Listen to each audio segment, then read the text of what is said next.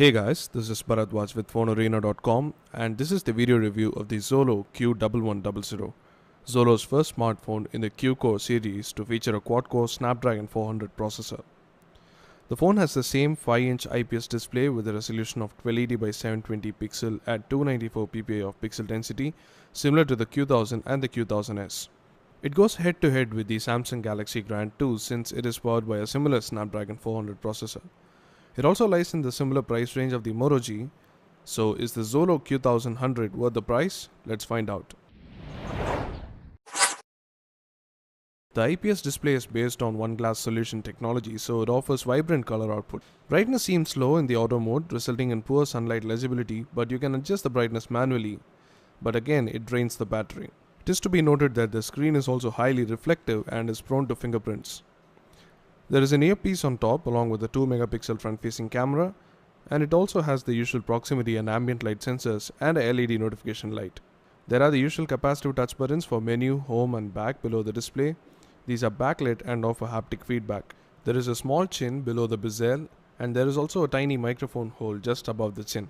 The phone is 8.3mm thick and weighs around 146 grams. On the left side, there is a volume rocker and the power button is present on the right side. These buttons are present on the rear panel, which lets you access them easily when you're holding the phone in one hand.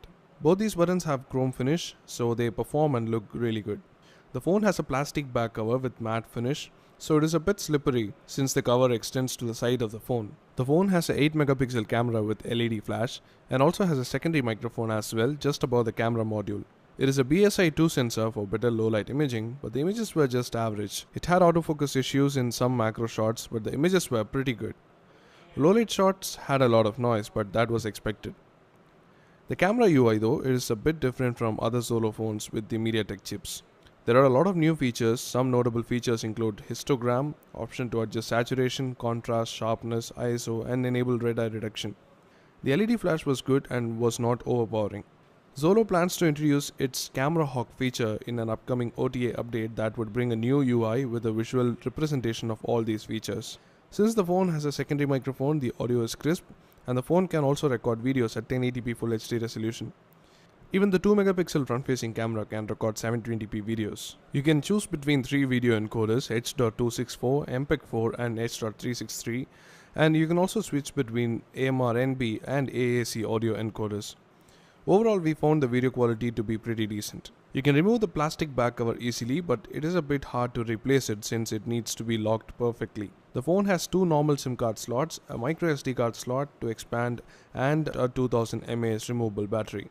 Coming to the software part, the phone runs on Android 4.3 Jelly Bean. This is the first Xolo phone to run on Android 4.3, and you have all the features from 4.2 such as quick settings, rich notifications, lock screen widgets, Daydream, and more. And also 4.3 brings a lot of under the hood changes to improve the speed and has trim support for better memory management. It also has an option to clear background applications with one click. As usual, the UI is pretty much stock. Moving on to internals, out of 1GB of RAM you get 881MB of usable RAM and about 525MB of RAM is free when the phone is idle. Out of 8GB of internal storage you get 5.8GB of user storage and apps. You can also move apps to the phone storage from the internal memory. Talking of apps, it comes with a range of pre-installed ones. It has the usual set of utility apps and Google apps, and then you also have the Xolo Secure and Xolo Power apps pre-installed. The X-Transpic app lets you capture an image and translate the text from a native language to other languages. This uses OCR and Google Translate, but the output is not that good. The Riveri Phonebook app lets you use the phonebook in regional languages such as Hindi, Punjabi, Tamil, Telugu, Kannada, Malayalam and Gujarati. The music player is stock and can play several audio formats. You can enable Snapdragon Audio Plus to use equalizer, bass boost and 3D effect features when you're listening using earphones. The phone also has a FM radio with auto search and recording but lacks RDS support.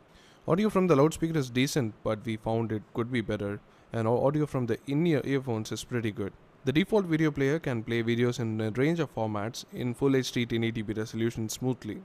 Since the display is glossy, it is a bit hard to view videos in daylight conditions. You don't have many customization options in the SIM settings, and you cannot disable the SIM cards manually. It has the usual set of connectivity features. It also has the Wi-Fi Direct but lacks USB OTG support. Since this runs on Android 4.3, you can enable a Wi-Fi option to detect location without turning on Wi-Fi all the time.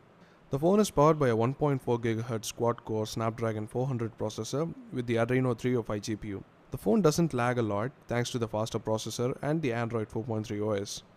1 GB of RAM is enough to run quite a lot of apps in the background, and the graphics was also good and gameplay performance was smooth in most of the games we tried. The 2000 mAh lithium polymer battery lasts for a day with average use and less than a day with heavy use. The bundled Zolo Power app lets you conserve the battery life when it is low, and the Qualcomm Snapdragon Battery Guru app limits background refresh time based on your preference to improve the battery life. Overall, the Zolo Q1100 is a decent package from Zolo at a price tag of Rs 14,999. It scores in build and performance and also runs on Android 4.3 out of the box. But the camera is just average. So if you're looking for an Android smartphone with good build and performance in this price range but can compromise on the camera and the battery life, go for it. Listed here are the pros and cons of this device. And that's about it for our video review. Do check out our full review on the blog. The links will be in the description below. And thanks for watching. Do let us know what you think in the comment section below. Do hit the like button if you like this video and do subscribe to our channel for more videos like these.